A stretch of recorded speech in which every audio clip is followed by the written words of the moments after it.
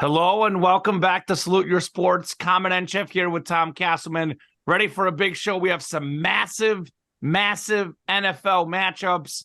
None bigger than the Super Bowl rematch between the Chiefs and Eagles. Andy Reid versus his old team, the Eagles. Jason and Travis Kelce, the two brothers, get it going head-to-head. We got Mahomes versus Hurts. We got cheesesteaks versus barbecue. Taylor Swift versus DeAndre Swift. Sort of, right? That's right. You can make that work. Tom, this could be one of the biggest regular season matchups in the history of the NFL. What a blockbuster showdown. It's on Monday Night Football. It's going to be a lot of fun.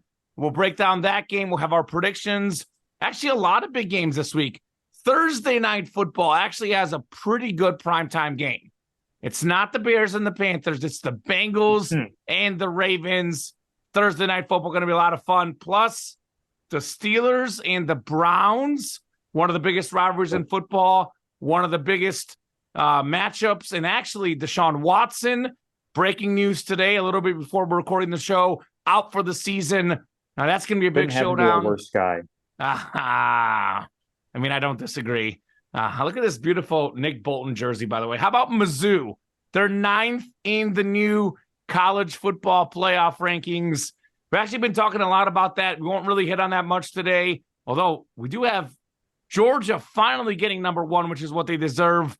But we'll have plenty of NFL stuff. We'll have our midseason show, sort of, midseason MVP. What team has been disappointing? Bills. What team has been a pleasant surprise? Betting locks of the week, sports trivia, all that and more. Cannot wait to get started, Tom. How are you doing today? Doing fantastic. And as you said, I mean, Troy and Joe Buck are going to have a field day with this matchup on Monday Night Football between the Chiefs and the Eagles. As you said, a rematch of the Super Bowl. Certainly a significant matchup because, you know, both teams coming off of bye weeks, plenty of time to get healthy, to get prepared, basically. And I don't know if the NFL necessarily had a hand in this, but they basically put as many factors as they could into making this a premier game, not just a week off, but an extra day by putting them on Monday, giving the edge there to ESPN and their broadcast. So, I mean, I think we know where we're going to be going on this one as far as who's against whom. Both teams currently number one in their respective conferences. Chiefs 7-2, Eagles 8-1. So, Kamen, why are the Chiefs going to win this game? Are you assuming I'm picking the Chiefs? You know I'm picking the Chiefs. I'm just messing, Tom. Bulls in Jersey. Mizzou made, baby. Well, this is, like you said, it's the top two teams record-wise in the league. It's the top two teams last season. They were the 1 seeds last year. They made the Super Bowl. It's going to be a crazy matchup. Chiefs are 7-2, but they've actually got a better point differential, plus 65 on the season. Eagles at 8-1, plus 57. A lot of close games for Philly. Both teams are actually probably a little bit worse than last year. They're still very, very good. You look at Kansas City's offense has taken a step back. Their defense a step forward, though. Philadelphia kind of similar. I mean, their defense has taken a fairly big step back. Injuries have been there. I know that. Sure. Their offense overall numbers-wise is more or less the same, but I think they're actually better overall because A.J. Brown has taken his game to the next level. Their passing game is more explosive. So I kind of look at it in my head as like the Chiefs are not quite as good on offense as last year. The Eagles are not quite as good on defense. But on the flip side, I think Kansas City is better on defense and Philly's more explosive than ever on offense for me. So going to be a lot of fun in this one. Obviously, I think, you know, we look at the Eagles are 5th in total offense. Kansas City's 8th, Tom. Again, they're moving the ball. They just, and maybe not quite as much as last year, but they're just not converting as much in the red zone. But I think Kansas City will find ways to score. You look at the Eagles, though. Eagles defense is 18th in the league in points per game allowed. Kansas City is 2nd. Philadelphia was a top 5 defense last year. I'm not sure what has happened. It is a little bit weird. I know there's been injuries. I know they lost a couple guys. I know that'll be the solution, but they have enough talent on that team to be better on defense than they've shown. So everyone's going to talk about Mahomes and Hurts. Everyone's going to talk about that. I'm going to talk about Kansas City winning because they have the better defense in the showdown. They're second in scoring defense in the league. They shut down Tyreek Hill, 62 yards receiving. Tua, 193 pass yards. I'm not saying they're going to stop him, but A.J. Brown, who, by the way, has been the second best receiver behind Tyreek Hill this year, he's going to be contained finally. Devontae Smith, he'll be contained. Jalen Hurts, he'll be contained. So I think that's a big edge for Kansas City. The biggest reason why I'm picking the Chiefs is it's a bye week. 28-4. Andy Reid on bye weeks. What was the biggest difference in the Super Bowl last year? The coaching. The Kansas City offensive game plan completely had the Eagles confused enough that Patrick Mahomes had 2 touchdown passes that, quite frankly, Tom, I could have made a touchdown pass. You could have had a touchdown pass, just completely wide open guys. So you give Andy Reid 2 weeks, and, I've been talking about this for weeks now on the show, how I'm not really worried about Kansas City's offense. Again, they've put up the yards. They just got to clean up some things in the red zone, clean up a few things. I've been talking about you give that team 2 weeks, you give them a bye week, they're going to come out a different team. I think we're going to see a reverse of what we've seen in Kansas City the last 5 years, where the defense in the second half of the season steps up its game relative to the first half. This year, the offense, I think, steps up in the second half for me. Patrick Mahomes is the best player in the league. We know that. Anytime someone wants to question that, which, again, some people are doing that, he comes out on top in those big games. It's just his time to shine. I think Kansas City's young secondary is going to make a couple plays. Jalen Hurts, top 2 or 3 quarterback in the league, maybe. He's been a little bit more turnover prone. I think Kansas City gets a clutch turnover on defense at home, at Arrowhead, 2 weeks in the bye week. I think Kansas City's got all the intangibles in this game. It's about a 3-point line, which is what they say about 3 points is the home team. It tells me that if this was on a neutral field, it'd be considered a pick'em game. Now, Kansas City's not great covering the line when the spreads are big because they're often 7-8 point favorites. But whenever the spread is 3 or less, like it was in the playoffs, by the way, they were underdogs against the Eagles. It was a virtual pick'em against the Bengals. Kansas City wins those games. Same as Miami. They were a 1-point favorite against Miami. You put Kansas City in an almost toss-up game, every single time they deliver. They are really good in these close games. Now, last week, of course, I had the stat that Jalen Hurts has tied for the longest winning streak against teams with winning records. That streak stops. Kansas City wins this game. Give me the Chiefs by 3 to 7 points, taking out the Eagles on Monday Night Football. Well, of course, it wouldn't be very fun if I went the same way as you on a big matchup such as this. So I'm going to be taking the Eagles in this matchup simply because there's this old saying of, if you take 2 guys, one of them has perfect form running to first base, and you take another guy who has poor form running to first base. They both get there in the same amount of time. Who do you pick? You pick the guy that didn't have great form because he'll be even faster once you train him up. And what we've seen out of the Eagles so far this season is that they are 8-1 without really having played their best football. And they're also coming off of a bye week where they're able to tighten some things up as well. I know with Dallas Goedert doubtful for the game, that's going to be a significant issue, I think, for the Eagles. But if we're going to say, looking at the total weapons on each side, Jalen Hurts has more at his disposal than Patrick Mahomes does. Mahomes has Kelsey, who, of course, is the number 1 weapon.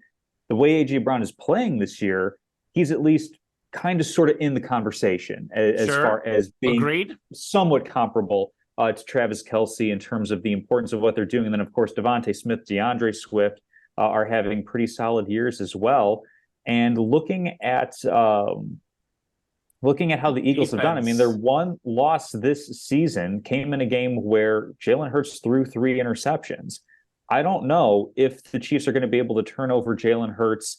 Certainly 3 would be a huge number, but it's like one game with 3 interceptions, one game with 2, and then he's just had a couple other picks sprinkled over a bunch of games. So I think that the Eagles, the way that they play, and the tush-push matters to a certain extent from a strategic standpoint as far as the best way to beat the Chiefs is to keep Patrick Mahomes off the field. So on these 4th-and-1, 4th-and-2 situations, these short yardage situations, to have a play that is that effective at extending drives, I think that's something that's going to be in the Eagles' favor. I mean, they have a great offensive line, that's certainly one that is up to the task of handling Kansas City's pass rush, both exterior and interior with Chris Jones. I mean, he's going to be a factor because he's that good of a player, but you just have to neutralize him on enough plays, keep him from making the big impact plays.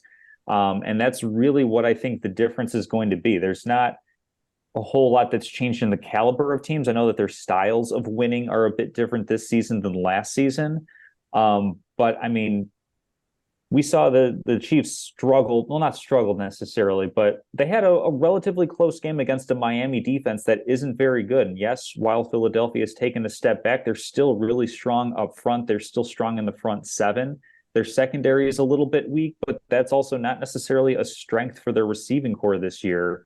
Again, outside of Travis Kelce, which I think the Eagles are going to find ways to try to make everybody else beat them, simply because outside of maybe Rashee Rice a little bit, none of the receivers have proven to be a reliable weapon. So it's going to be a close game. It's going to be a lot of chess of, point, counterpoint, who's going to come up with a couple of different moves. And like you said, more or less, this would be an even matchup on a neutral field. We very well could be seeing that in just a few months. This is a pre-Super Bowl matchup. So I think this game is going to play like one. I think it's going to go back and forth like one. I have the Eagles coming out slightly ahead. It's going to be a close one by no stretch. Am I picking the Eagles in a landslide or anything along those lines? Wouldn't be surprised either way, of course, all those usual caveats.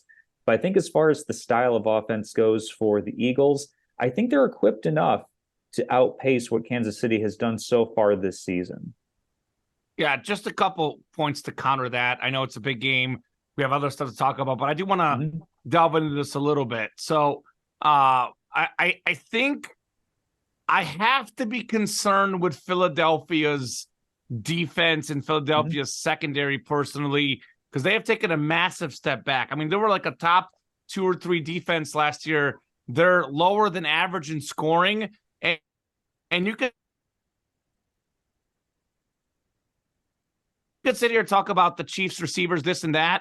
Tom, 5, 6, 7. The Kansas City is 8th in the league in total offense and in passing yards per game. The Kansas City is 5th in passing yards per game. And they're just a couple big games away. You could tell exactly it. Like, Philadelphia has a bad secondary. I think the fact that Kansas City is scoring a little bit less often than usual, the fact that the receivers aren't great, Kansas City's still 5th in the league in passing yards. 5th in the entire NFL. I think the Eagles secondary is going to struggle mightily. And how does Philadelphia beat teams? They beat them with their pass rush. How did that pass rush do against Kansas City? Philadelphia can make up all these little excuses that they want about field conditions at the Super Bowl. You should have manned up. You should have manned up. That Eagles defensive line does not match up well against Kansas City, Tom. That's what I'll say. So give me the Chiefs to win this game. I think it's a good matchup for Kansas City. I think they match up well against the Eagles. And I just can't see Andy Reid off a bye losing. It almost never happens. Mahomes and Andy Reid having 2 weeks together to sit there and play chess, sit there and play checkers. Goodbye, Philly. Barbecue over cheesesteaks, baby.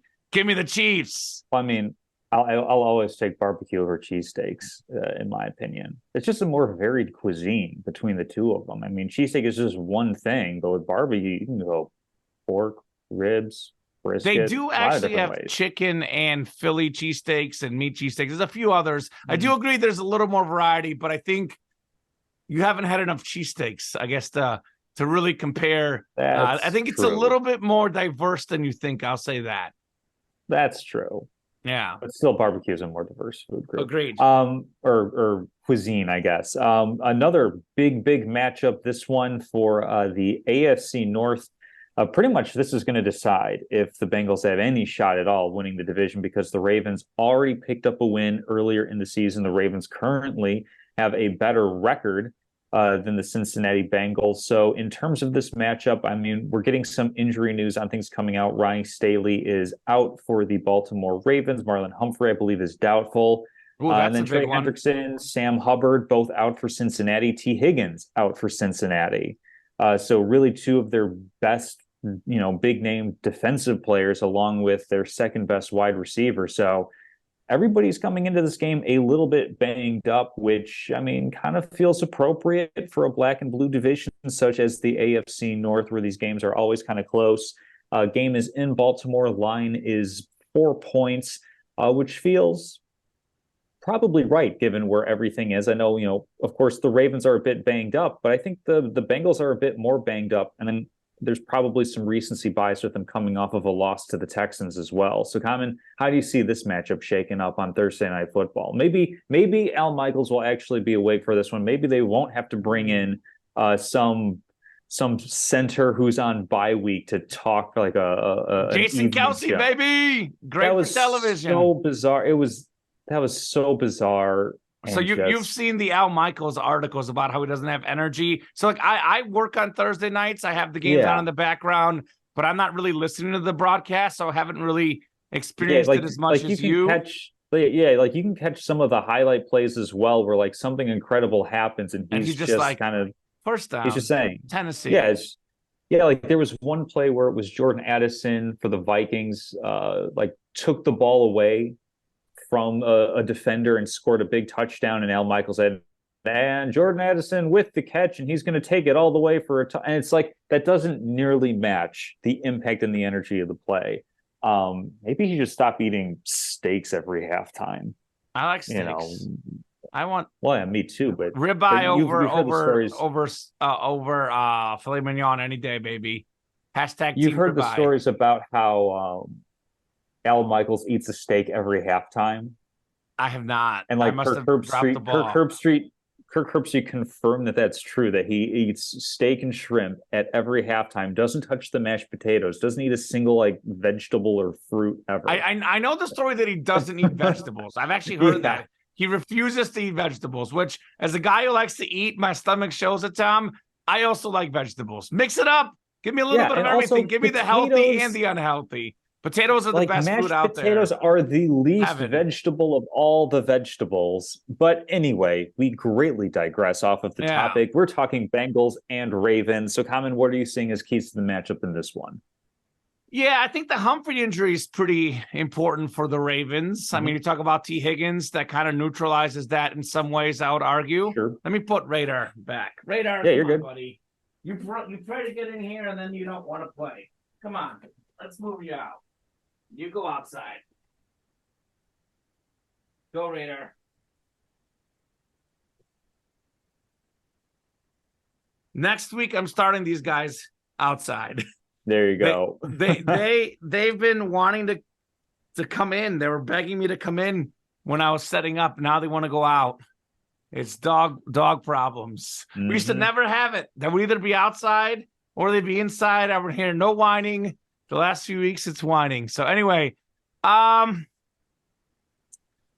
look, you know how you have these feelings. You look at the stats. The Ravens are at home. The Ravens should win.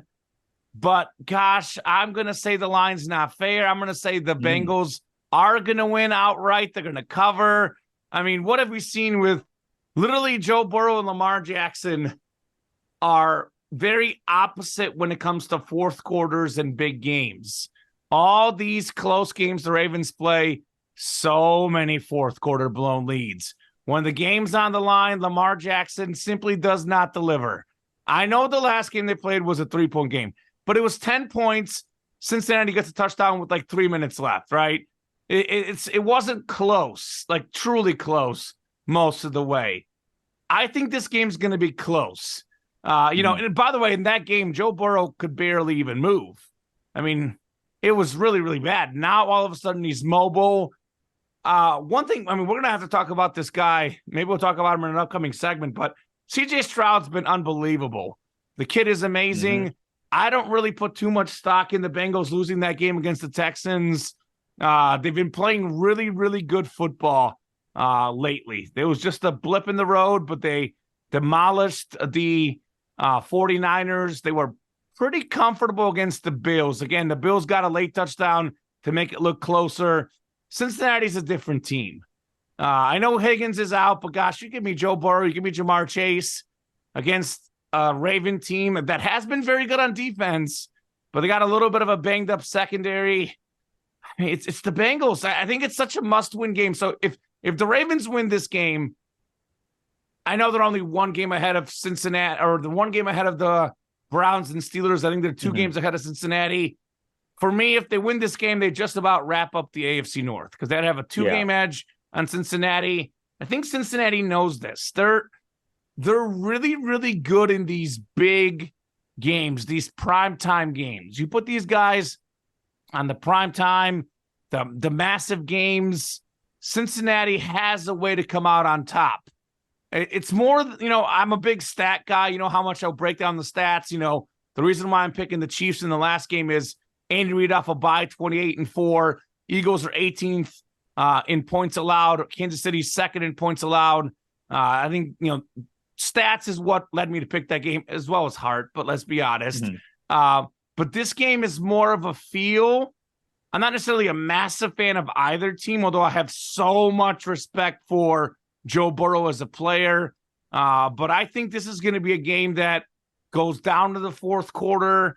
The last time out, Cincinnati loses this game. I think it's a little bit easier to make adjustments in a loss and come back and win the next game. And it's, two teams that know each other very well. I think Cincinnati's going to win this game. We've seen them the last few years.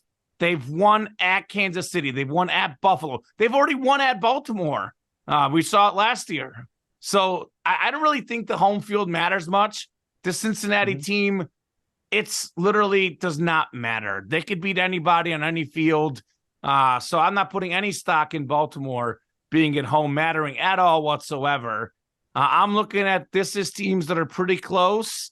And I'm looking at if this is going to be a close game in the fourth quarter, this is going to be Burrow time. This is going to be the Bengals. Like, who's more likely to get a blowout win? Probably the Ravens. If they're up double digits, the Hendrickson loss on defense. If Lamar's running all over the place, I can see the Ravens being up. But if this is even within one score in the fourth quarter, I'm taking my live bet. I'm putting it all in on Cincinnati. Give me the Bengals. It's not a must win, but it's a must win for the division race and a pretty important game when it comes to the playoffs. Because since he loses this game, they're kind of 500. So they know this. Give me the Bengals. Yeah, so we're going to go opposite on another one as I'm taking the Ravens at home. Take notes. Here. A few weeks ago, we went 3 for 3. We all picked the same teams in the big matchups, and we won. You agreed with me. Tom, you're going to be 0-2. Someone's going to be watching that show, and they're going to be like, this Casselman guy, he just keeps blowing these picks. What is wrong with him? I mean, for me, it really comes down to, the T. Higgins, Marlon Humphrey thing like that, like you said, more or less washes out. But I'm concerned about the Bengals defense. It's always been a unit that is more the sum of its parts. And it's but with two significant parts, though, with Trey Hendrickson, their top pass rusher, Sam Hubbard, these are big pieces. And what is Baltimore good at doing? Beating you a variety of different ways. They can pass the ball pretty decently. They can run the ball really well, especially when we're talking about front seven guys. That's something where Baltimore is going to be able to control the tempo of the game, try to limit the opportunities for Joe Burrow and Jamar Chase to team up and beat them, and really kind of approach this game as, okay, you've got, what is his name? Tanner Hudson. One of the tight ends had a pretty decent game for them last week, but their tight ends pretty much are in a 1/3 timeshare as far as that goes. It's going to be, hey, make one of your tight ends beat us. Make Trent Irwin, make Tyler Boyd beat us. We're not going to let you beat us with just Joe Burrow or just Jamar Chase and Joe Burrow, because that's been really the big key to success for the Bengals so far. Easier said than done. Easier said than done. But I think that the Ravens, they have enough complementary football that they can play on the offensive side of the ball that they're going to be able to control the clock. They're going to be able to do some of the little things to give themselves an advantage and have a bit of pressure over the Bengals. A team where, yeah, Joe Burrow, he's getting a lot healthier. And I, for one, am thankful to see that because the league is better when Joe Burrow is healthy, when Joe Burrow is playing at a high level. But I can't go with the Bengals in good conscience here, given all of the uphill battles that they have to face just with injury alone coming into this matchup. They're going to have a tough time stopping the Ravens offense, a team that's got Gus Edwards, Justice Hill. Okay. Keaton Mitchell, though, he's been breaking off runs at a Devon Achane like pace. Not quite. What do you mean not quite? He's got more explosive runs than Achane does.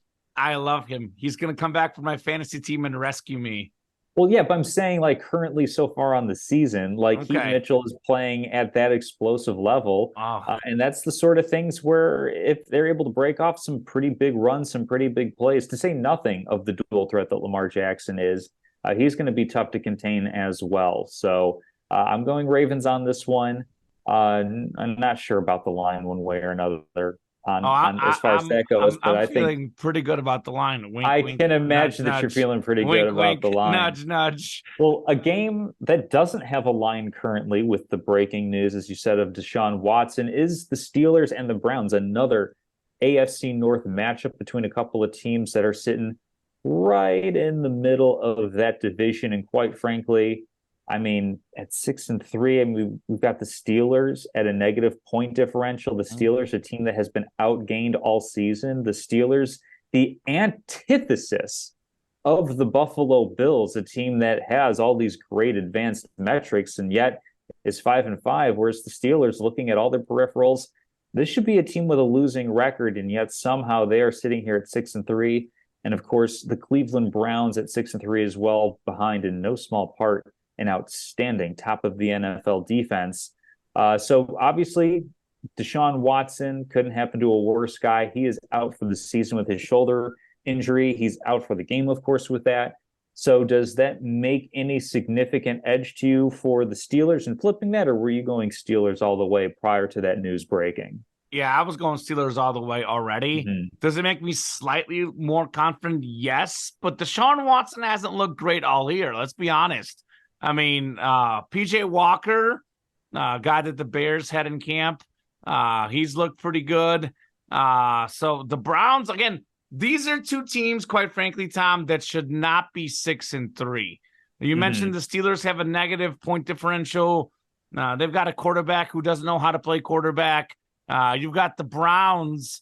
Now they have their quarterback out. They already lost their running back earlier this season. By the way, that's their best play. Well, okay, maybe second best player because Myles Garrett is unbelievable, but their best offensive player, you know, a guy that's a top 25, 30 player in the league. I don't even care what you say about running backs. Nick Chubb, fantastic. So, I mean, the Browns beat the Niners and the Ravens, both like kind of like last second wins. I know one was like literally, I think a last second win. The other one was kind of like a last second miss field goal for the 49ers. Yep. It doesn't necessarily make sense. I mean, Cleveland's defense has been number one in yards per game allowed. They have given up some points in some of these games, but still up there among the highest. But I mean, Myles Garrett is Superman. Like we actually have the two best defensive players in the league in this game, by the way, TJ Watt and Myles Garrett. You like defense. This is the two best players. You can hype up Micah Parsons all you want. He's a Cowboy. You can hype up Nick Bosa all you want. Big name, a Niner. The two best defensive players in the league, no question, are in this game. TJ Watt and Myles Garrett. Now, these are the two best pass rushers I've ever seen, maybe. Michael Strahan was great. These guys might be even better, Tom. So I think it's going to be a defensive showdown. I think both teams have some, inequities, some issues on offense, but they're both pretty strong on defense. It's kind of like the other game. I mean, I know this is you want to say it's a different Brown team, but it's the Steelers and the Browns, minus that one playoff game with Baker Mayfield and all the Big Ben picks. It's always the Steelers, Tom. It's always the Steelers. They've won 4 of the last 5. I was trying to do like math and I lost track and I was like, you know what? I'm just going to focus on the current teams because the fact that they've won, what, like 20 of 25 or something doesn't really matter per se. It's more the recent teams, but maybe it does matter. The Steelers have their number. It's an organization that knows how to win against an organization that knows how to lose. And Pittsburgh knows how to win. This is the same thing as the previous game. Like, the Browns should be a little bit better, just like the Ravens should be a little bit better than the Bengals. But I look at these matchups, I think to myself, this is going to be a close game, right? It should be.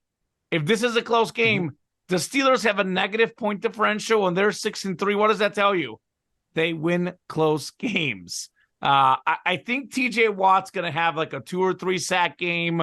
By the way, TJ Watt this season, Tom, could become the first player in the history of the NFL to lead the league in sacks 3 times. And probably the one thing standing in his way is Myles Garrett on the other side.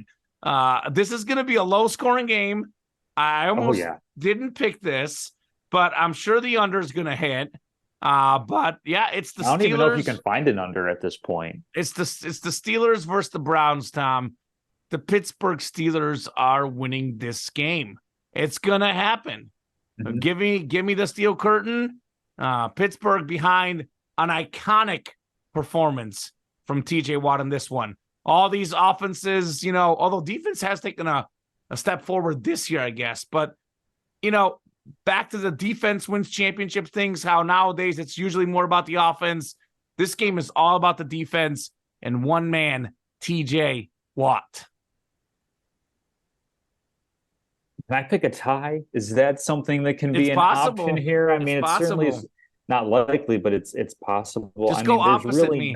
I want to have fun. Go opposite me. Come on, do it. I'll go with Cleveland in that case. Okay. Even though they deserve all of this and more, quite frankly. But yeah, this is the type of game. Are you a Taylor Swift fan? Karma is a blank blank. No, I'm not. I can't really say I'm a T Swift fan, to be honest with you.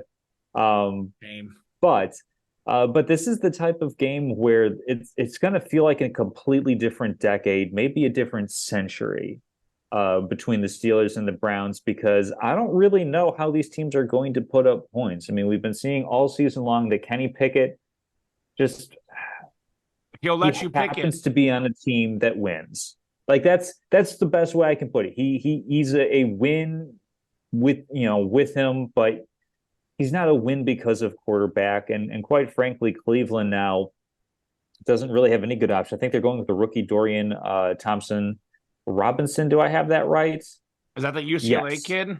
Yeah, that's the UCLA kid. He was actually a really good college player. I remember watching him in college. Good college very player, good preseason player as well. Rookie against TJ Watt. Yeah. But when the real game started, he played, let's see, I've got his numbers up here. He played on October 1st against the Ravens. 19 for 36, took 4 sacks, threw 3 interceptions. And he's going to probably be in for a similar type of day against a Pittsburgh Steelers defense that's pretty solid. But then you flip it around. The Cleveland Browns are so good, and the Pittsburgh offensive line isn't particularly strong. We saw Kenny Pickett struggle to get the ball to, Deontay Johnson last week in that game against the Packers. And you can kind of take your pick of like, okay, he's got George Pickens, he's got Deontay Johnson, but just the Browns are so good on defense. I don't necessarily know how points are going to get on the board unless we're seeing pick sixes or interceptions that lead to good field position where you Watt can't had a help to get a field touchdown goal. Last time they played. Watt had a defensive touchdown last time these two teams played. Yeah, that in particular isn't necessarily like sticky or indicative of what can be happening, but I'll go with Cleveland on this one. I think they're going to keep this game plan super vanilla boring. They're just going to feed Jerome Ford, Kareem Hunt, maybe do some short passing game stuff with Amari Cooper, David Njoku. Njoku's on my fantasy team. Take a shot or two down the field throughout this game, but I think they're going to keep it super simple for the rookie. I think they'll do just enough to edge out a win here, kind of Pittsburgh style, quite frankly. But yeah, like I said, I don't really know how points are going to go up on the board in this one. So Bovada currently took everything off the board for that. I'm sure they'll repost some stuff eventually. DraftKings had it as Steelers -1, by the way, and it was originally I think it was Browns about -4. Yeah. Browns were originally like 4-point Do you know favorites. if they have a new over under on that one? Because like I Yeah, let me said, pull it Bovada up. doesn't have that Let up me pull it currently. up. But You know yeah, how I'll much go I with love my Cleveland. bets. We're going opposite on all of our picks this week, so somebody's going to I'll have a probably better be time than 2-1. it'll probably exactly a 2-1 Or we for could you, be 1-1-1 because I agree that Pittsburgh and Cleveland game could end like in a 10-10 tie or something. Yeah, exactly.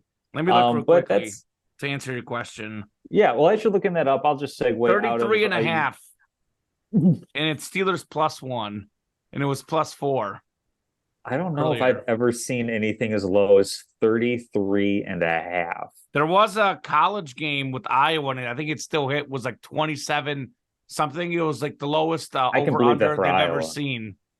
It was really, really bad. If an Iowa football game has anything that starts with something more than a two, you take the under on that Exactly. one. And But anyway, they paid the coach if he can average more than 20 something points in his contract, and he's not hitting it. oof, FYI. Tough. yeah. But let's talk about much, much happier stuff. Let's talk about some midseason awards as we're kind of sitting now with the odd number of weeks in a season at the midway point, we'll call it. So let's start with an individual award really quickly. We'll go through MVP, and it's tough. I had a difficult time going through this one because it doesn't really feel like there's a clear favorite this season. I mean, maybe at like the quarter posts of the season, I think we could have been in agreement talking about somebody like Christian McCaffrey and the absolute tear that he went on as potentially being an MVP. But then we saw San Francisco struggling a little bit with Deebo Samuel, Trent Williams out. Uh, They're back, and baby. as far as the quarterbacks go, because that's where this award more or less centers around, there aren't any real perfect candidates. I mean, everybody has a couple of blemishes in some form or fashion. We've seen from all of the top QBs at least one or two games of struggling. And I'm going to put struggling in air quotes here because true struggling is Tommy DeVito as quarterback for the New York Giants. Danny Struggling is DeVito's Zach. son? It's not Danny I don't DeVito's know. son. I'm just It's not. joking. You did that No, there's no again. relation.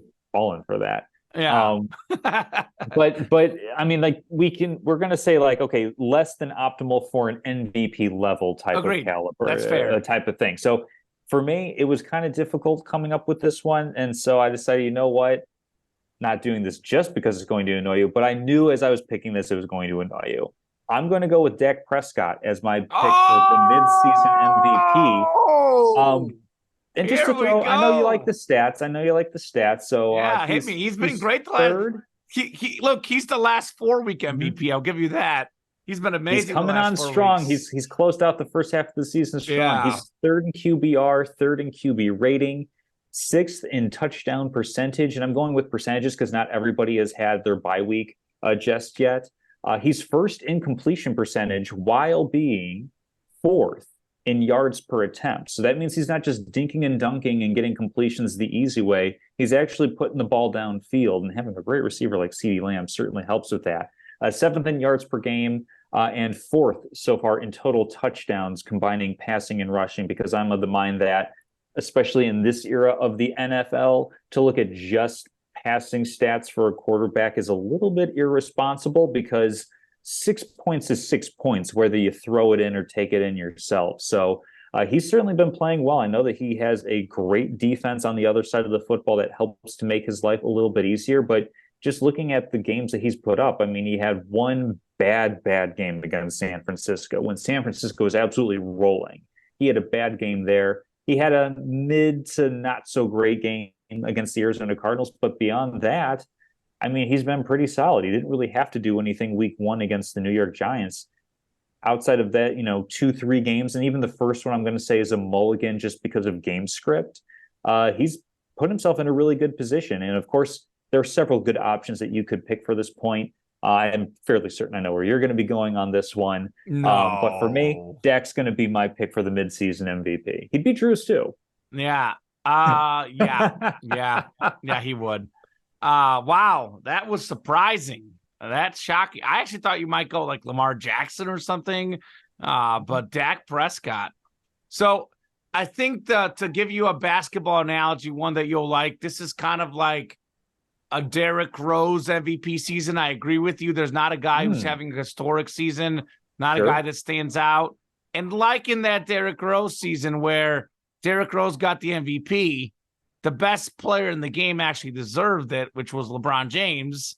And the best player in the game is Patrick Mahomes. So I'm going to go him. I mean, again, I think it is close. I think you really got to give serious consideration to McCaffrey, for all the touchdowns, leading the league in touchdowns and yards rushing. Tyreek Hill about to have the first 2,000-yard receiving season. I mean, those guys, for me, are like neck and neck with the quarterback. I'm just going to say that they're just not going to get it, period. But there's so many different... I mean, you can give it to them if you want to. I mean, we're not official voter. If you feel like one of those two is the MVP, because I wouldn't disagree with saying Tyreek Hill is the most important player on the Miami Dolphins and CMC for the 49ers. I wouldn't disagree at all. They're neck and neck, man. It's tight. Like I wouldn't. There's a lot of guys I wouldn't be furious if the MVP went to, because I think there's about 6 or 7 guys this year. Look at Mahomes, you look at Jalen Hurts, you look at Tua, you look at McCaffrey, you look at Tyreek Hill. I mean, those guys are neck and neck. Dak, Jared Goff, CJ Stroud, first in the league in touchdown to pick ratio. There's a lot of guys that are in that discussion. The award is far from over. It's super duper duper tight. And the stats are kind of tight too, because you look at so QBR and quarterback rating are a little bit different. I know QBR to me is the more updated stat of it factors into running, it factors into the clutch stats. It's kind of, for me, the top quarterback stat overall. And actually, and again, as good as he is, as he had a few bad weeks, I think he's underappreciated. But the guy leading it right now is Brock Purdy. I think we can agree Brock Purdy's not the MVP. The guy who's second is Patrick Mahomes. The guy who's third is Dak Prescott, by the way, in QBR. But then if we flip a different stat like quarterback rating, then we got Tua's in second. You can look at touchdown passes. Tua is tied with Josh Allen, but Josh Allen has one more game, all those picks. Mahomes, by the way, only has 2 touchdowns less than Tua and Josh Allen. So statistically, a lot of these guys are pretty close. I mean, you look at Jalen Hurts, you add in his rushing touchdowns and what he does rushing the ball too. He's up there with those guys as well. There's not a clear-cut stats guy. Probably Tua is slightly ahead right now in stats. But then again, we can argue that of all the MVP candidates, he's probably in the best position with the offensive playmakers around him, with Tyreek Hill, Waddle, the coaching staff. So I'm looking at all these guys, and I'm looking at who is probably in the worst situation to succeed. And again, I'm not saying he's in a terrible situation, because I think Travis Kelce is great. Andy Reid is great. But his receivers are terrible. Kansas City might have the worst receivers in the league. They're up there in drop passes, misran routes, the tip ball interceptions. I mean, I think Mahomes is doing more with less, and that's how great he is as a player. Again, Tua's got 2 weapons that are elite. We've got Hurts has 2 weapons that are elite. Dak Prescott might only have 1, which is good for him. Oh, it's a pretty good one in CeeDee Lamb. I think Mahomes is finding a way. There's something to be said about being top dog too, because obviously every team prepares for every game. They scout everybody, but who's the whole league trying to beat? Mahomes and the Chiefs, right? They're the best team in the league the last 5 years, 5 straight conference title games, 3 Super Bowl appearances, got 2 Super Bowl wins. Everybody's trying to figure out how to beat Mahomes. And I got to give him a ton of credit for adjusting his game, because you look at who Mahomes was the first 2 or 3 years in Kansas City, it was all about the deep ball, right? Throw it deep, air it out. And then now these teams said, we're going to stop that aspect of the game. And Mahomes, Tom, has been willing to dink and dunk. He's willing to do that. Yes, he's going to force the ball here and there, but he's also going to get most of them in, by the way. But for the most part, his intelligence is through the roof. Like, he's not like a Josh Allen where he's just going to throw the ball to the other team randomly, usually. Like, he'll take the checkdowns. He's going to try to force it once in a while, but he's willing to take the 5-10-yard route. And it's showing because his average air touchdown rate is actually not very high right now. I saw a stat on it. Jalen Hurts is actually number one in that. Like, I think that's the thing about Mahomes. He is so smart. He'll give himself one or two here and there, but he's very underrated as a tactician, so to speak. So I look at, like, what if someone else was quarterbacking the Chiefs? I think teams would go out of their way to stop Kelce even more, and there won't be as many off-script plays. There won't be as many, stick perfect throws. Like, I look at, like, most valuable player. How would Tua, how would Hurts, how would Dak Prescott do in a similar situation? I think they'd do good, but they wouldn't do as good. I think it's pretty simple. If there's a clear-cut guy that stands out, you got to go with him. Since there's not a clear-cut guy, we've been watching this game the last few years. We've got the eye test. We've got the stats. We know who the most valuable player in the league is in Patrick Mahomes. Now, he's not going to win it every year because everyone's got a little bit of an off year here and there. He's not going to win it every year because they're going to have voter fatigue. But if you're not sure, if there's not a historic season out there, how do you not give it to Patrick Mahomes? Now, the biggest thing to think about is the winner of this game on Monday Night Football, which is I'm going with the Chiefs, is going to win the MVP. Because if Jalen Hurts wins this game, he'll have a head-to-head win against Tua, a head-to-head win against Mahomes. Those shouldn't matter as much. They don't matter as much for me personally. But as far as who's going to win, we know that this award goes to, a quarterback whose team has a really, really good record. And I think the Chiefs win this game. They would then have the best record in the league because they have the head-to-head against the Eagles. They also play the Bills and the Bengals at home. So I think Mahomes' best football is still ahead of him. I agree. A lot of the issues have not been him. It's been more of his teammates, his receivers. But you talk about Jalen Hurts having an outlier game. Mahomes had an atrocious game against the Broncos, and we've seen how good he is without having a single leg. But he had a really bad game. He had a fluke game. You take out that game, the numbers look even better. Like, he has one. Everyone's got one game. I haven't seen Mahomes have two bad games in a season yet. So I'm banking on him to be even better the second half of the season. So it's close. I'm a Mahomes fan. I love Mahomes.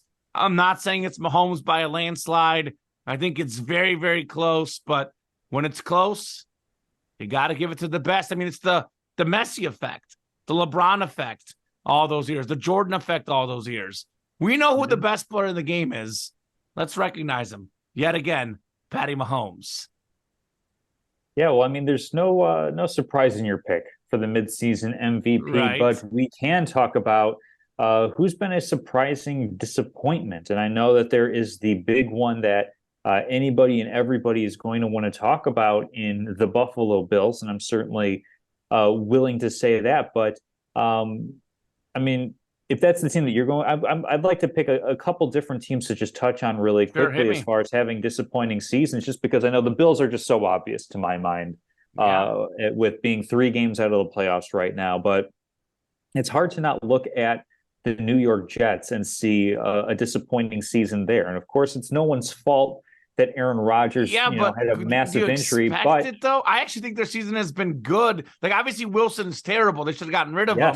But, like, with Wilson being there, can you be disappointed in what the record is? I said this. It's not about what the record is. It's about the overall impact of the season. And this season, Jets fans were told in getting Aaron Rodgers, this is a playoff team.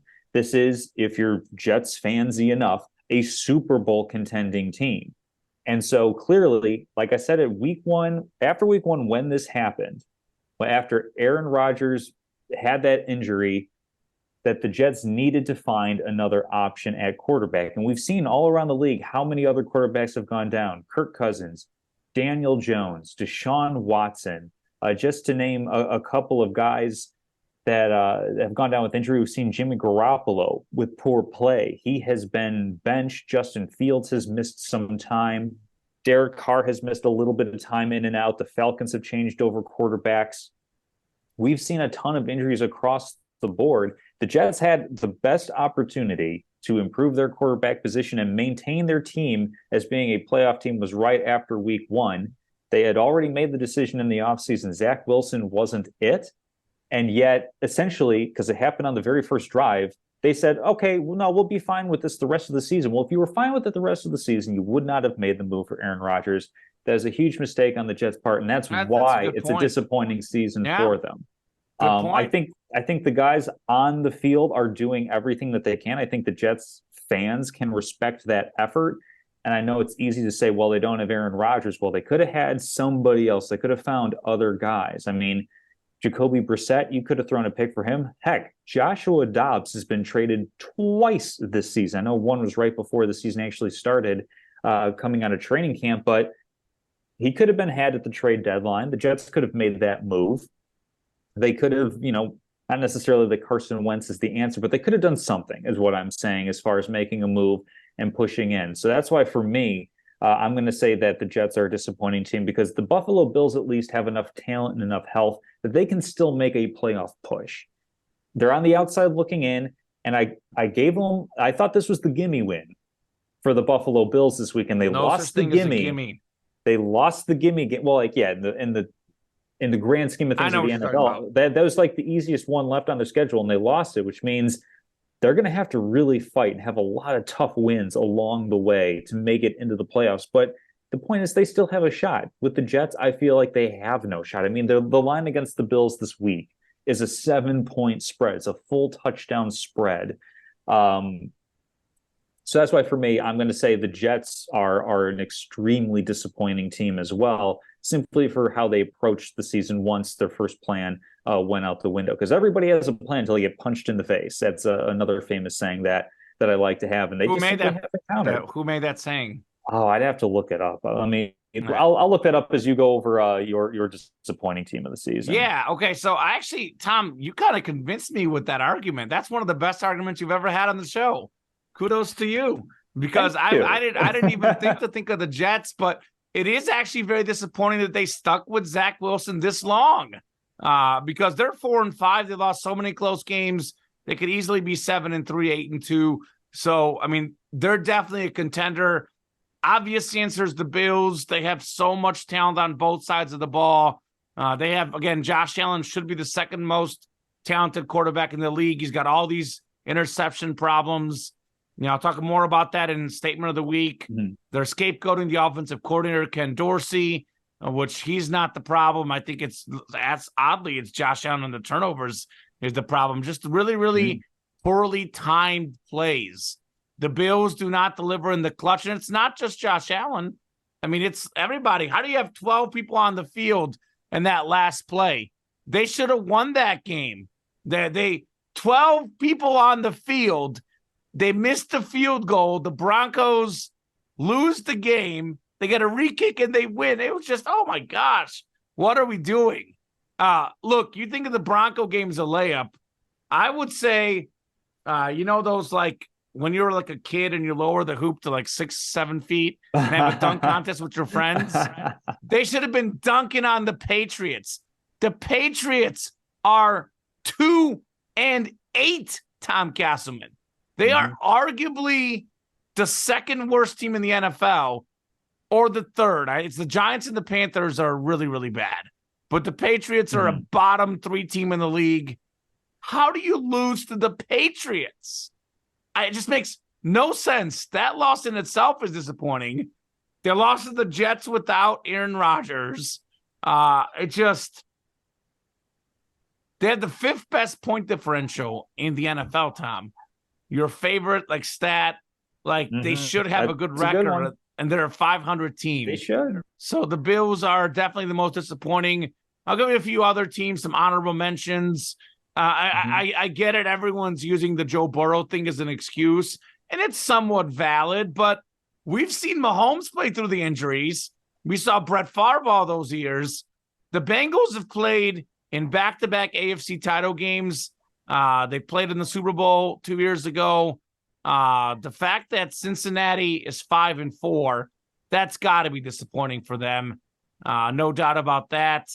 I think the Chargers have been disappointing. They're 4-5. Again, a team that keeps underachieving. They keep losing close games. I know they've had a couple injuries again.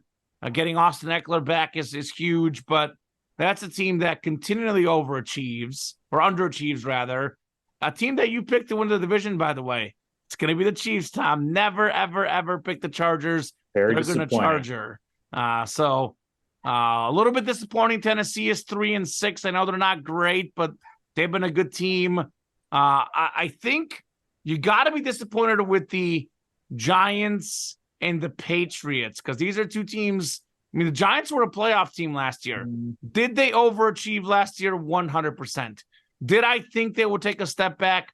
100%. I picked them last in the division, but they're 2-8, and they're getting clobbered in these games. I mean, they're getting absolutely demolished. The Giants' point differential is minus 148. You know what the second lowest one in the league is? Minus 89, minus 97 is the Patriots, actually. But still, they're almost like 50 points higher than the next closest team. They are disappointing, no question, for me. And I would say also, that's probably it. New England's got to be a little disappointing. I know they don't have talent, but when did we see the Patriots at 2-8? That is kind of weird for me personally. Yeah, they definitely should have been, at least at this point of the season, they should be, kind of at the fringes of that in the hunt graphic that typically shows up this time of year, that starts showing up this time of year. But yeah, no, like there's definitely a bunch of different teams that have underperformed, but there's also been some teams that have not necessarily overperformed, but certainly have surpassed expectations. I mean, the big one for me, Houston. You go from having the second worst record in the NFL last season. Folks were dunking on you for going ahead and picking C.J. Stroud and then trading up to get Will Anderson, or maybe it was flipped the other way around on that front. I think actually it went Will Anderson and then C.J. Stroud technically. But second quarterback off the board, number one quarterback in your hearts at home, everybody. As you said, best touchdown to interception ratio. And it's a little bit skewed by the fact that he had such a big game against Tampa Bay where he put up 5 touchdowns, but he's done well enough taking care of the ball with a team that seemingly doesn't have great options. I mean, this was kind of a season where folks said, hey, the Arizona Cardinals, as bad as they are and as bad as the Texans may continue to be, they could have a couple of top 10 picks. Houston has said, no way, Jose. They are once again doing the Bears a huge favor in that regard. But they've been surprisingly good and beating some good teams along the way. I mean, it'd be one thing if the Texans beat Cincinnati, say, 5-6 weeks ago, when it's still Joe Burrow is trying to recover from that calf injury. But Joe Burrow was more or less at full strength, granted without T. Higgins, but still, the Texans have shown that they are a pretty solid football team. I mean, even with an injury to Dameon Pierce, one of their top 2 running backs, even with, I forgot how many guys that they had on the injury report at some point, but it was like enough to fill out an entire football roster type of thing, where they had seemingly every other guy with some sort of injury designation. D'Amico Ryans is putting himself in the the coach of the year conversation. No doubt. With the job that he is doing for Houston. So I would say that they are probably the most surprising team in a good way. To a lesser extent, I would say the Ravens being as good as they are at this point of the season is a little bit surprising. I had them as a wild card team heading into the year. But I didn't have them as, one of the top DVOA teams, best point differential, like all of these different things. Like DVOA. I didn't have them that great of a team. So they're certainly overachieving from the standpoint of definitely should be in the playoff hunt, but are actually winning the division. We could see them take an extra step on Thursday night to seal up the division further. Competing for the 1 seed wasn't necessarily in the cards. I mean, coming in, we said pretty much Kansas City, Buffalo, Cincinnati. I mean, that's what we had is the triumvirate out in the AFC. Miami. Somebody had Miami in that contention. You have them in that conversation. That's didn't. me. And currently Miami, baby. They're in that conversation. They're in that conversation. Miami's in the conversation, like what, record-wise? Because if record-wise, I mean, so is Cleveland, so is Pittsburgh. I still have them on the outside looking in as far as that goes. But yeah, Baltimore, another surprising team in a good way this year. Yeah, it's definitely the Texans by far the most Yeah. surprising. They had 3 wins last year. They've been getting those 2, 3, 4 wins for so many years in a row now. They've been such a bad franchise. I mean, they already have 2 more wins after 9 games than they did all of last year. CJ Stroud is the truth. Best touchdown to interception ratio in the NFL, 15-2. Like you said, not necessarily great receivers. He doesn't have Andre Johnson out there or anything, but he's putting up massive, massive numbers. I always say give the rookies, 2 years before you really start making a judgment. I actually do think Bryce Young is going to be a great, great player. He's got nobody to throw to in Carolina. But, by the way, I was really high on Bryce Young. I was actually high on CJ Stroud too. I really was. Those were the 2 guys I liked. But I think looking back at it, just my first impression through the glass, Tom, is that he should have been the number 1 overall pick. And this whole Ohio State quarterback thing, he seems to be proving the doubters wrong and kind of stopping that trend of, are we going to have a great Ohio State quarterback? He certainly seems like he's fantastic. And Houston with a couple big wins. I mean, they demolished Jacksonville, who's been a really good team this year. They just beat the Bengals. I'm not saying they're great, but Tampa Bay could be a division winner. They beat them as well. They clobbered Pittsburgh, which again, Pittsburgh is a model organization. They're doing some things out there in Houston. The Texans are. They started 0-2, which makes sense with the rookie quarterback. You take out the first 2 games. I mean, they're 5-2 since. 5-2 since Houston. That definitely is surprising. Even as someone who's high on CJ Stroud, I thought that give him, 2-3 years, give him some weapons, but they've been really good right off the bat. Surprising in a good way as well. I would say I'm slightly surprised by the Lions. Again, I didn't have such high expectations for them because their defense was bad. And it's certainly come back to life a little bit in recent weeks. But I think their defense has been respectable, Tom, right? They've been respectable. It's made them into a 7-2 football team. I think they're almost in some ways too overrated right now because, again, I still think San Francisco's better. A lot of people were high on the Lions. I thought they'd be a decent team. I never pictured the Lions to be 7-2. Maybe it's just me, but the fact that Detroit is 7-2 just feels weird, man. It really does. I got to say the Cleveland Browns, 6-3. They were under 500 last year. I mean, their quarterback is out now. The running back gets hurt early in the season. I know it's the defense is the easy answer, but I mean, really, how many guys can you name on that defense outside of Myles Garrett? Like 1, 2, none? I mean, he's their megastar. How is that defense so good? They weren't that good last year. This came out of nowhere. Just the fact that they're so good. Pittsburgh being 6-3 does not shock me because it's Pittsburgh. They'll find a way to win games. They're always going to be over 500. They'll probably regress. They'll finish 9-8, maybe 10-7. Nothing crazy good, but Pittsburgh always over 500. I can't say I'm surprised by them being 6-3. It's Pittsburgh.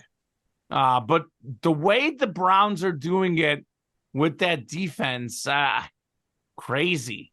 I mean, I had them in the cellar in the division, and they still might get the cellar, but gosh, they've been surprised. Baltimore, not as shocking to me, Tom, honestly. Maybe a little bit. Like, I didn't have them winning the division, but we've seen Baltimore be pretty good in the regular season. We've seen that. The playoffs is where they falter, unless Joe Flacco or Trent Dilfer's quarterbacking them. But that's way back in the day. So a lot of good stuff, though. I mean, there's been a lot of surprises within the season, right? The Broncos taking out the Chiefs, with the Patriots taking out the Bills. I mean, truly any given Sunday, even like the Lions, as good as they've been. Remember when Baltimore clobbered them? I mean, you had the Broncos give up 70 points. They look like the worst team in NFL history. All of a sudden, they're giving up like Kansas City to 9. It's just like, what is this? And they're giving up like 17 points a game recently. It's just been a wild, wacky season. I'm going to pick the Chiefs because I'm a Chiefs guy and they Oh, deliver in the playoffs. But you can't sit here and really look at and really say that you feel confident about any team going to any game. You really can't. Anybody can lose to anybody in the National Football League right now. I mean, the Dallas Cowboys lost to the Cardinals. Remember that game? That was wild.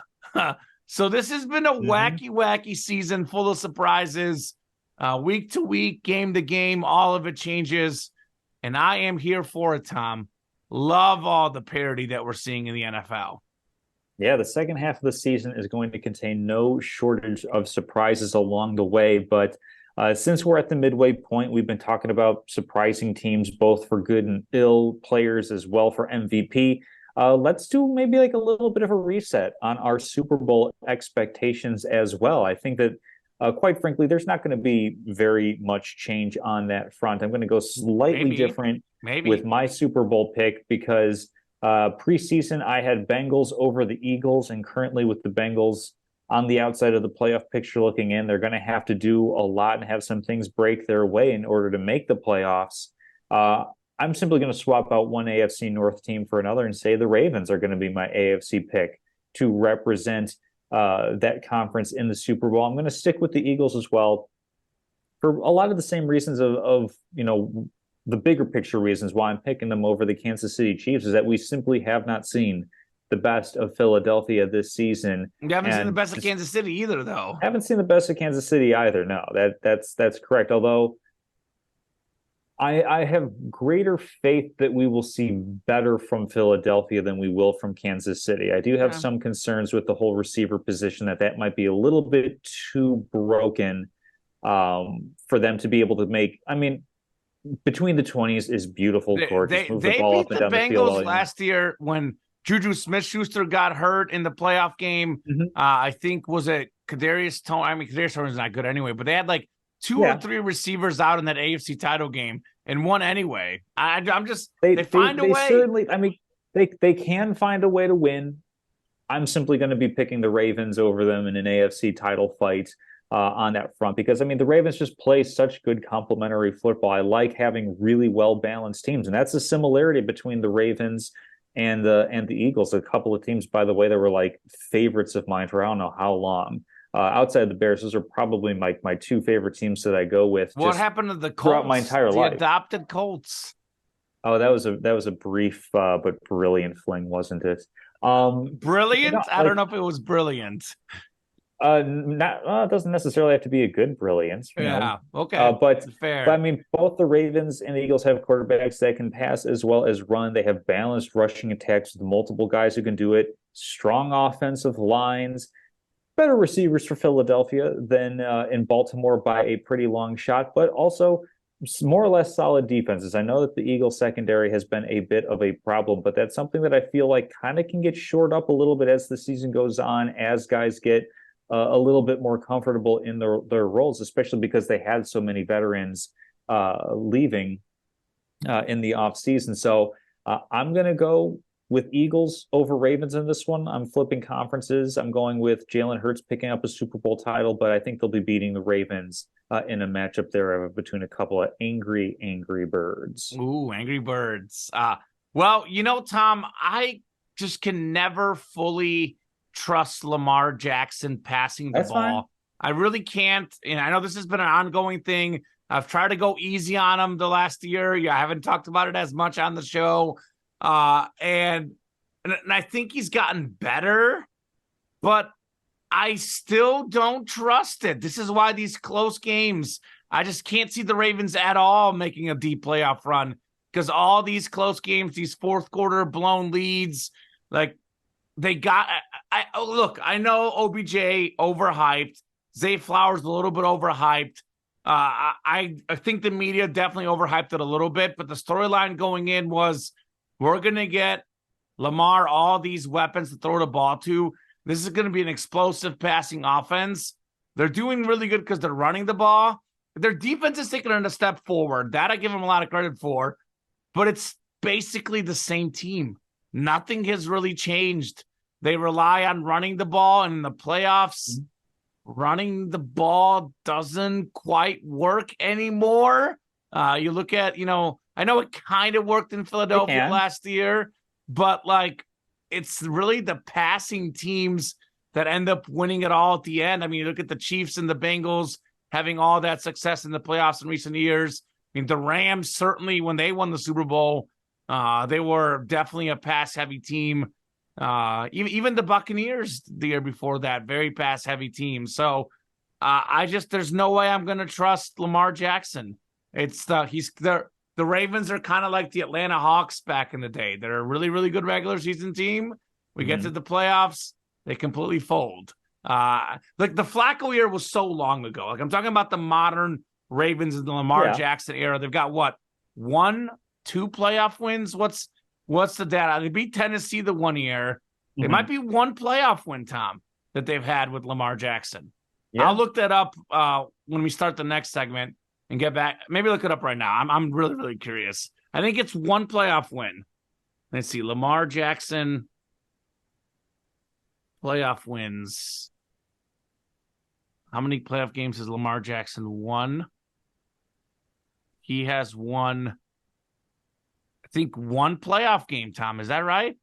Won once in the playoffs in his career. I know he was hurt last year, but still, one playoff win. I mean, the minute that previous playoff seasons have any bearing on this one, we'll be breaking live with news on that front. Okay, see, you're a believer. This season, I like you're a believer in that, and I somewhat agree. But I really I need you to prove it to me the first time, and he hasn't proven it to me yet. Now I'll go with my. There has to be a first time for everything. I guess I just don't know that there's going to be a first time for this guy. That's fair. So we'll see. I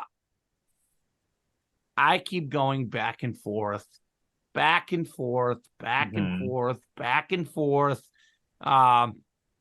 So I've got the Chiefs because they find ways to win.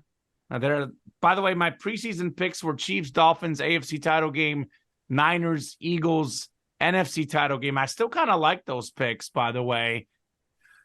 I'm going to pick the Chiefs because, again, Andy Reid, Patrick Mahomes. I like the Chiefs.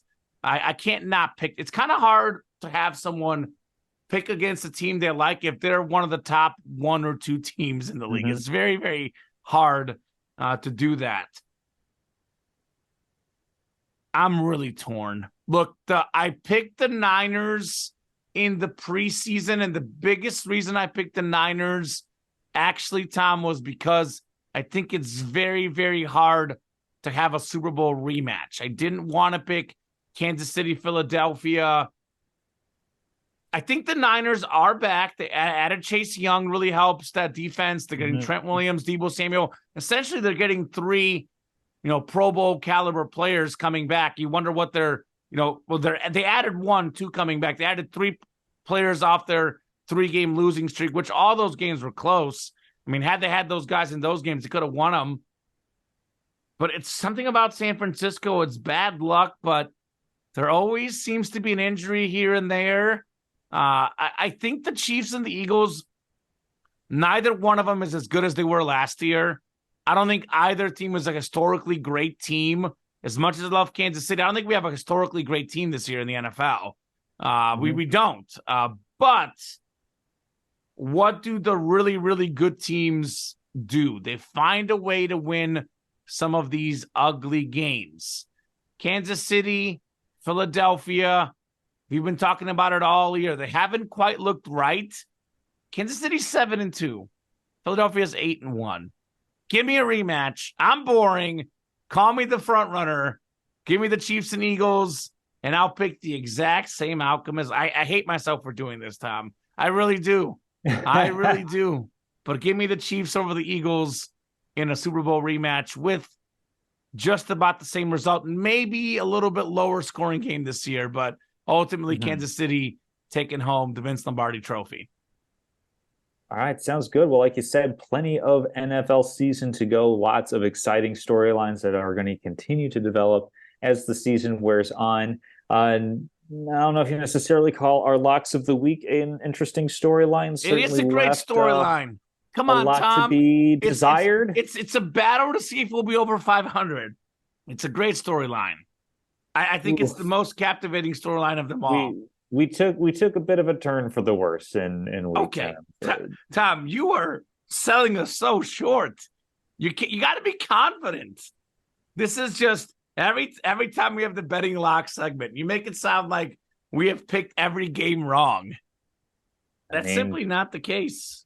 2 out of 3 is pretty bad. All right, let's take a look here. I forgot something. I was busy today. Mm-hmm. I didn't copy and over the picks on my phone. So let me pull them up I mean, here. I've got them here. All If right, you you need give me them. the rundown. Yeah, give me the rundown All of what right, happened. so Oh, hold on, I got it pulled both up. of us But go ahead. went 1-2 on the week. I managed to get a hit with the Dallas Cowboys. Maybe I should just stuck with them the entire game. The first half line, the second half line, the full game line, the Cowboys over line. They smoked the New York Giants to the point where some folks were tapping their TV sets saying, "Hey, why is the NFL playing week 1 all over again?" It was So a repeat, Cowboys wasn't it? -10 in the first half. That hit for me. Saints against the Vikings. That was -2 for the Saints as the Vikings went in and won that game in Minnesota, going with the home or going against the home Dobbs. dog. Not a great decision. The Pastronaut came in and played some pretty The exciting what? football. The Pastronaut. What does that mean? I That's heard his nickname. astronaut.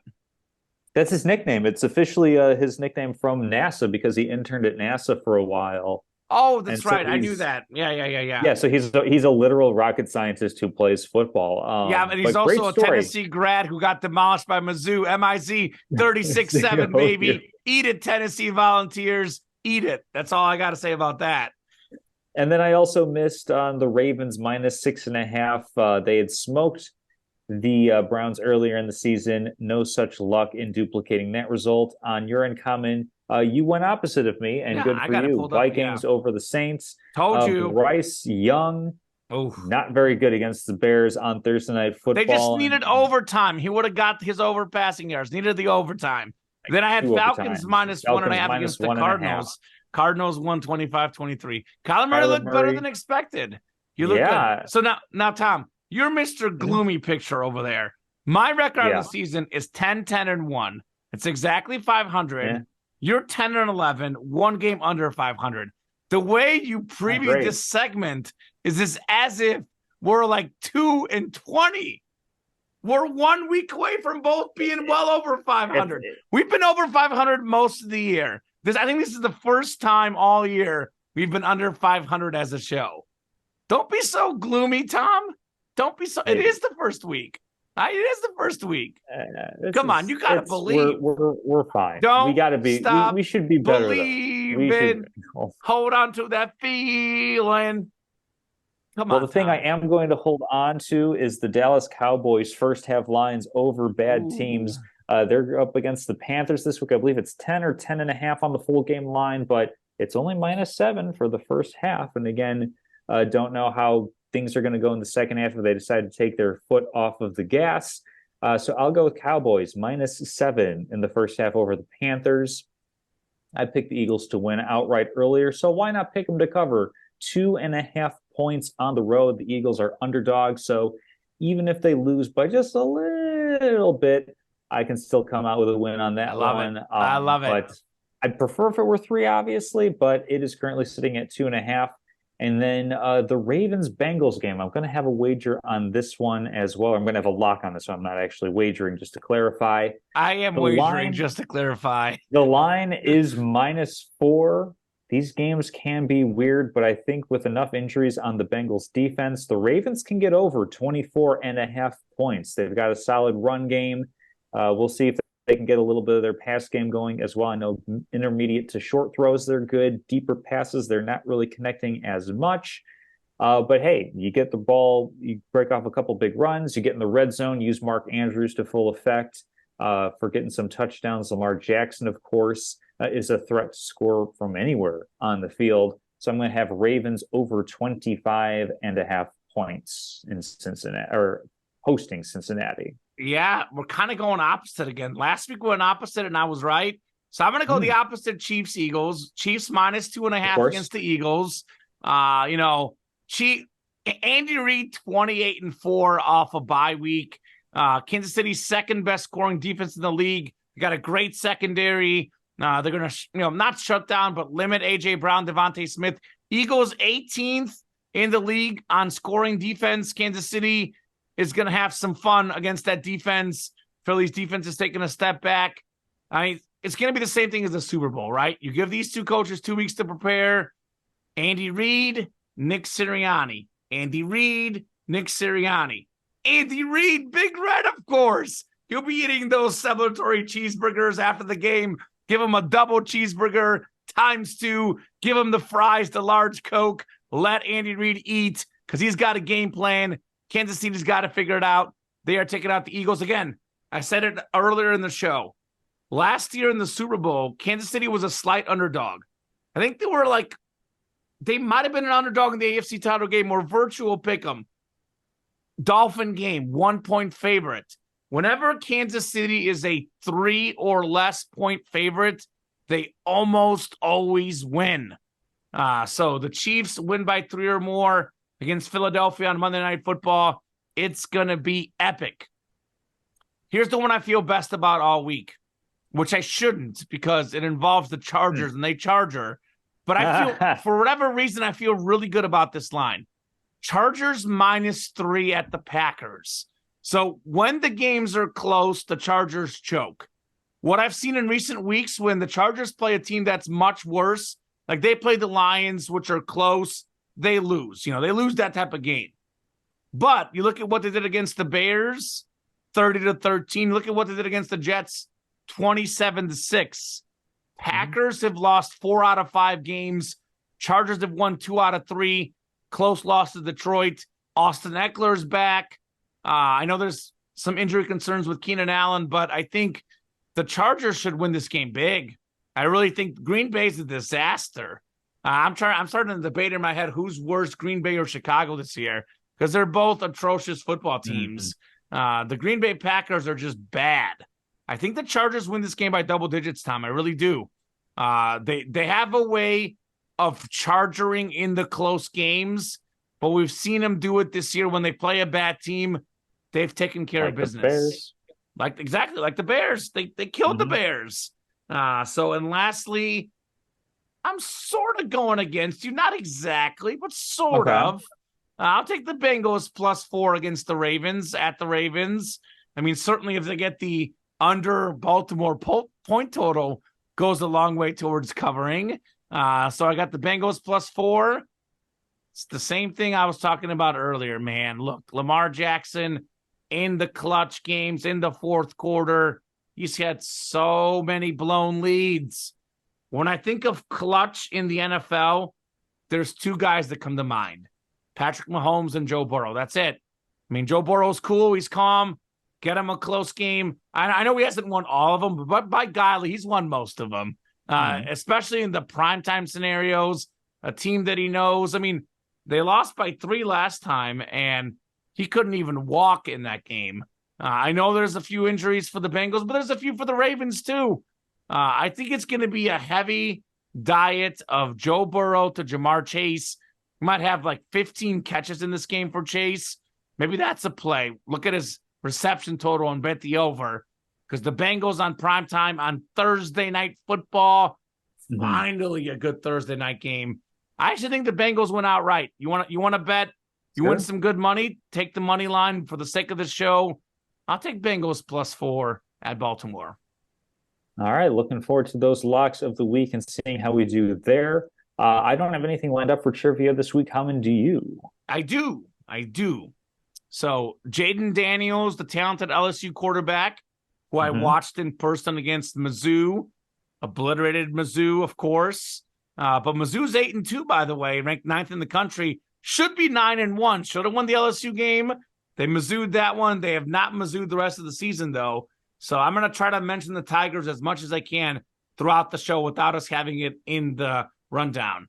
But so Daniels became the second quarterback in the history of college football, the history, Tom, that have more than 10,000 passing yards and more than 3,000 rushing yards. History of college football. Who is the other quarterback? I can already guess 3 guys you're going to guess that will be wrong. I'm gonna have to end up giving you clues, although you might know this guy. Okay. Well, my first We'll guess see. is going to be Vince Young. That was literally, I was like, Vince Young is one of the guys who Uh-huh. guessed it's wrong. I know what the second one's gonna be. Did Troy Smith play long enough at Ohio State? No, not Troy Smith. He did play a while, but I don't think He was a good dual threat. I don't think he had either, to be honest, but I could be Oh, wrong. In my head, I had two guys penciled in you'd guess, and Vince Young was one hmm. of them. Now you're gonna try to guess other, but just guess what you would have guessed. I mean, I don't feel like Tim Tebow had enough yards. Not Tim Tebow. That was the third guy I thought you might guess. Maybe like this is a bit old school. Charlie Ward, Florida Oh, a State. Florida State guy. Nope, not Charlie Ward. Hmm. It's not old school. I'll say that. I say old school as in like he played in like what was like the 80s, 90s type of thing. Yeah. Okay, so that tells me he's relatively modern. I Mm-hmm. don't think Vic played long enough at Virginia Tech Not Vic. to get that. It's a guy you watched play. You Hmm. probably didn't watch him play in college, but you watched him play in the NFL. Very, very big football name. Very big name.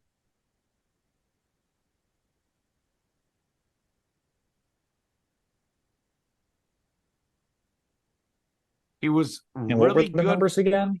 10,000 pass yards, 3,000 Pass yards. rushing yards. I mean, this guy is Not very dual Lamar. That threat. seems too obvious. He's probably, when it comes to the NFL, better as a runner than a passer. He had a brief run where he was really good, then he tapered off, and then we have not seen him since.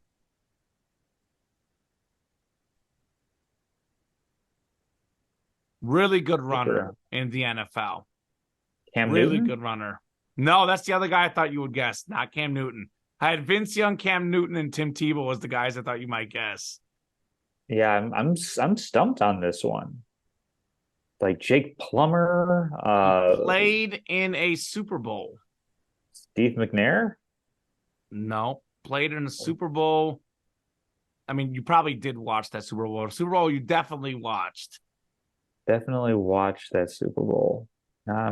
Kerry Collins is like the first one. That was the Giants Ravens. It's more recent. More recent than You that. were not. I mean, I guess in some ways, I guess you could say you might have been an adult for this one, sort of. More recent. You got to move.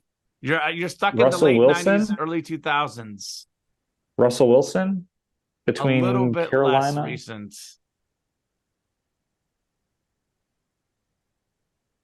There's a couple clues that could. So there's Colin Kaepernick. That's Colin Kaepernick. Really, from Nevada. Wow. Yeah. Like I said, you I know he watched him played long play in enough. the Yeah. NFL. You didn't really watch him play much in college. It's difficult to find Nevada games, I'm sure. Not Yes. really. Wow. Yeah. Not bad. Surprised. That's a solid question. Yeah, that's a solid. See, I solid would have gone Vince Young. That's the obvious answer in my head, Mhm. but no. Yeah. Wow. All right, good trivia question there. Statement of the week from me. It's going to be a bit of a sad one as Peter Seidler, the owner of the San Diego Padres, has passed away.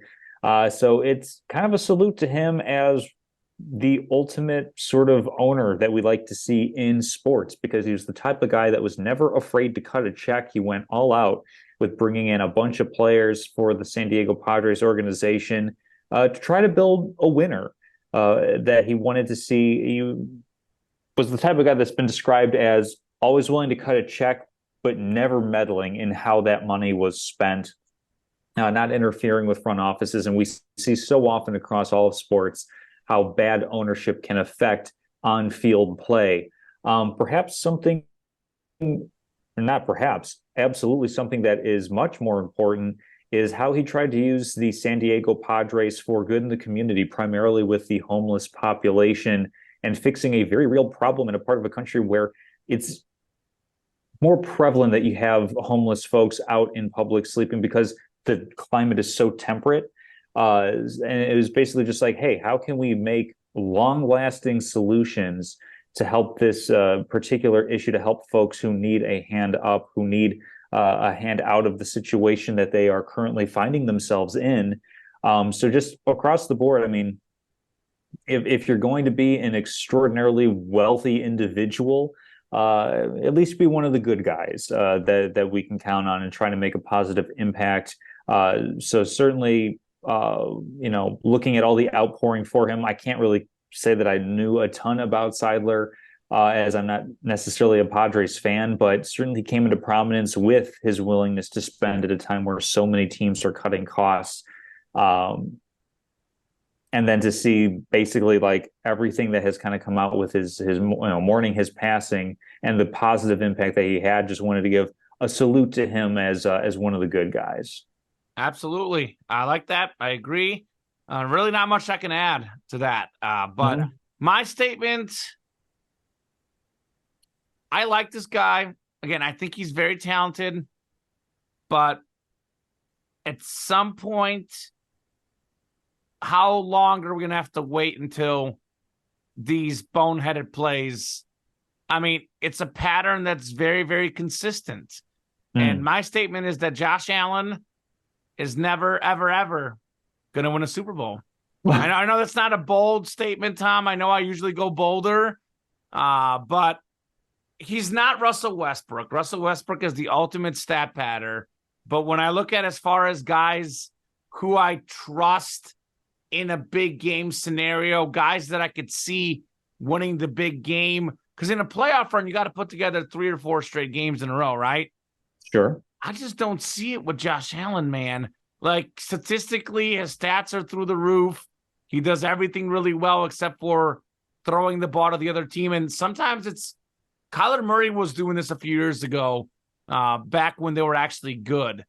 It's not always just about what the stats are. It's about when it happens. It just seems like he finds the worst game, the worst moment to make one of these crucial mistakes. And going hand in hand with that statement is that I don't really like that the Buffalo Bills scapegoated Ken Dorsey, the offensive coordinator. I mean, he's the guy that was being considered as a future head coach. Their offense, you look at their numbers, they're pretty good. It's the turnovers that hurt them. And I think the turnovers are on Josh Allen. I really do. I don't think that Ken Dorsey's to blame for that. And I saw the classic thing, like, do they fire him if they win the game? Which he had nothing to do with the 12 guys on the field.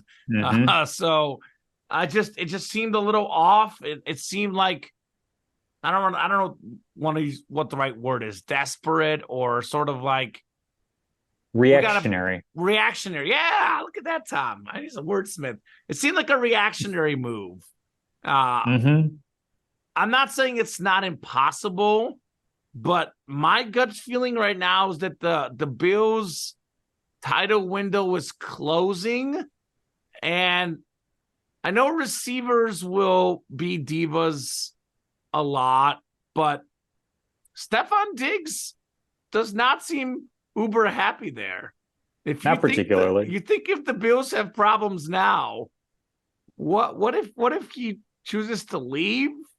What are they gonna do then? Then Josh Allen's gonna be throwing, no one to throw the ball to. So he'll just throw it to the other team even more. So I look, I like Josh Allen. I think the Buffalo fan base deserves to win a Super Bowl. Nothing is impossible, but my thought is that this team, this quarterback, a few years ago, it was supposed to be Mahomes versus Allen, Chiefs versus the Bills. That was the AFC title game, the pandemic year, and that was supposed to be the rivalry for years to come. And it looks like it's going to be Mahomes versus Burrow, maybe even these young guys, Trevor Lawrence, Tua.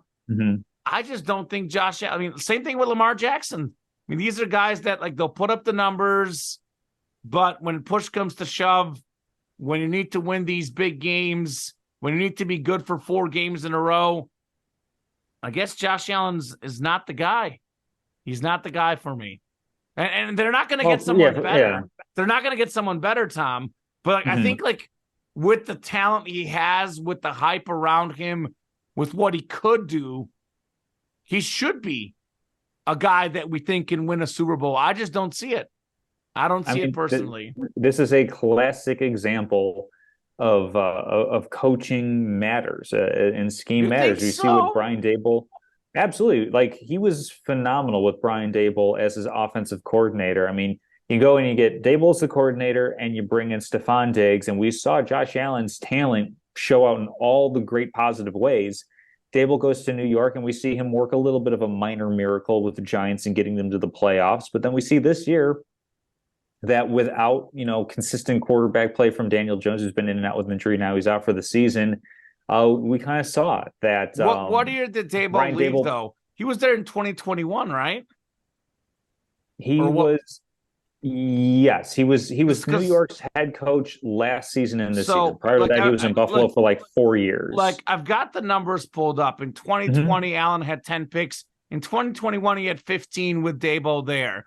Like, was 2020 just a career year where he was just better and he just happened to not turn the ball over as much? I don't know. I give that's a conversation that's a little bit more into like the quantitative analytics as far as like bad ball rates, because like turnovers are kind of sort of they're not sticky. Like throwing an interception, like the Patrick Mahomes interception that was returned for a pick six, like that's the classic example of he threw a good ball, it just went badly.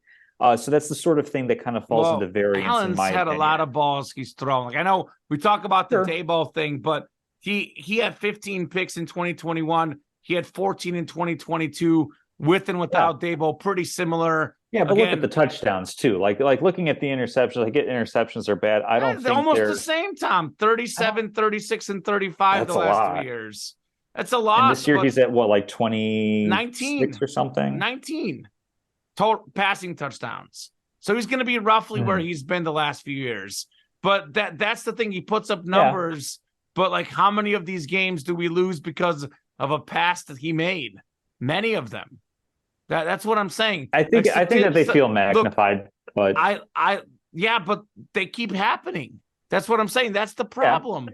Yeah. It's different when you throw a pick when you're up, 21 points, whatever. It just seems that the game is close, and then he throws the pick. Like those games that they're winning by 30-something points, he's not throwing the picks in those games. But he's throwing them. He's been throwing a pick in every single game for the past like 5-6 weeks. Exactly. I mean, and that's the problem. I see what your point is. I agree. Ken Dorsey was absolutely scapegoat. I think the problem is actually more with the head coach and the culture that's building around there. I think that there's a very real opportunity that McDermott's going to be let go, and who knows what the coaching carousel is going to spit out. 100%. Even if they make it as a wild card and are out the first round, I mean, this is a team that has consistently for the past few years had Super Bowl expectations. Look, Tom, and there's a problem. I'm not saying coaching that doesn't matter, but I think it's the classic Chicago Bearism that you see among Bear fans. They want to put all – and look, the Bears coaches are bad. We know that. We agree that. I'm not saying they're not, but everyone wants to put all the blame on the coaches instead of, blaming Justin Fields for the mistakes he makes on the field, the lack of reading in the coverage, all the anti-clutch moment interceptions. Like, look, no duh, coaching matters. You get in a better coaching situation. No duh, you're better. But if you're going to be a truly great player, you're going to find a way to come out on the other side. Josh Allen. What's the last great player who didn't have good coaching around him? I mean, Mahomes has Josh Allen has the chance to be like an all-time great quarterback, and he's not going to be, and he's holding himself back, not so much necessarily the coaches. I'm just saying it's impossible. It's borderline impossible to look at some of the all-time great players and not acknowledge and say that they succeeded in spite of their coaching. Like maybe the best example of that's Aaron Rodgers with Mike McCarthy. Like 100%. Maybe, but like Roethlisberger had Cowher and Tomlin as head coaches, Brady and Belichick, Mahomes and Reed. I mean, you look at like even Matthew Stafford having ultimate success with Sean McVay. If the Bills get rid of Sean McDermott, I think they absolutely should call the LA Rams to get McVay out there, to get McVay in Buffalo and say, hey, here's the keys. This engine's primed. The Lamborghini, Let's get going, So that's what I'm saying. I don't disagree. It is incumbent upon the player to maximize themselves, but like it's not Josh Allen's fault that there were 12 men on the field or any number of things. It's not Josh Allen's fault that the ball went right through Gabe Davis's hands and was picked off. Like I think that there is a lot that's put on him from 5 yards away, but I mean, I guess. But yeah, like that's the sort of thing where it absolutely is on the player, but I think there are bigger picture issues in Buffalo than what we're seeing. I think it's a lot on the player for me. That's fine. That's I fine. agree with you, but the player needs to figure it out. Anyway, that'll do it for us today. What a fun show as always, Tom Casselman. We'll be back. Actually, I think we're going to take the week off next week. We got Thanksgiving around the corner. I'll be enjoying watching the Detroit Lions clobber the Green Bay Packers. Cannot think of a better way to spend my Thanksgiving. I'll be making my famous corn casserole. I look forward to cooking one day in a year, Tom, maybe two. Thanksgiving and Christmas, the only 2 days I like cooking. I'm obsessed with my corn casserole. I am pumped for it. It's going to turn out fantastic. Looking forward to a lot of fun back in 2 weeks. We'll be talking plenty about how the Chiefs took out the Eagles. Maybe not plenty because it'll be a week old. Yeah, a couple. Yeah. I'll be sure to remind you about the game. I'll say that much. I'm sure that you will. All right. Have a great day, Tom. Take care. Happy holidays, everyone. Happy Thanksgiving. You too. Happy holidays, 100%. We'll see you soon, Tom. Have a good one.